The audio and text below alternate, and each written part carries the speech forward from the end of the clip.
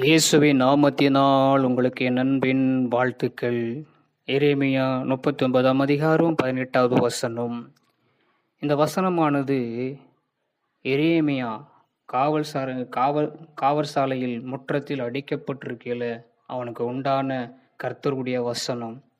உன்னை நிச்சயமா நான் உன்னை விடுவிப்பேன், நீ பட்டயத்துக்கு இரையாவதில்லை சொல்லி இங்க அழகான வார்த்தை சொல்லப்படுது. அது மாத்திரமில்லை, நீ என்னை நம்பினபடியினால் உன் பிராணனை உனக்கு கிடைத்த கொள்ளை பொருளை போல இருக்கும் என்று கர்த்தர் சொல்லுகிறார் என்றார். பாருங்க, எவ்வளோ ஒரு அழகான ஒரு வார்த்தை வசனம். நான் உன்னை நிச்சயமா நான் என்ன பண்ணுவேன், உன்னை விடுவிப்பேன். நம்மளை பார்த்து தான் ஆண்டவராக இயேசு கிறிஸ்து இந்த நாளில் நம்ம பார்த்து சொல்றார், ஏதோ ஒன்றுத்துல நீங்க சிக்கி தவித்து கொண்டிருக்கலாம், என்னை விடுதலை பண்ணுவதற்கு ஒருத்தரும் இல்லை. இப்போது மனுஷனுடைய கையில் நான் அகப்பட்டு கொண்டிருக்கிற ஒரு பட்டயம் எனக்கு நேராக இருக்கிறது.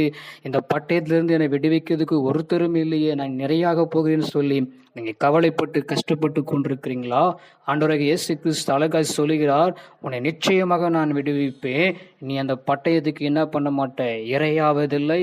நீ என்னை நம்பினபடியினால் நான் உன் பிராணம் என்ன பண்ணுவேன், காப்பாற்றி அது ஒரு நல்ல ஒரு இதுவாக நான் உனக்கு கொடுப்பேன்னு சொல்லி கர்த்தராகி ஆண்டவர் சொல்றதை பார்க்க முடியாது. அப்படியாய் நம்முடைய வாழ்க்கையில கூட கர்த்தர் ஒரு பெரிய காரியங்களை செய்வார். இந்த வார்த்தையை விசுவாசிங்க.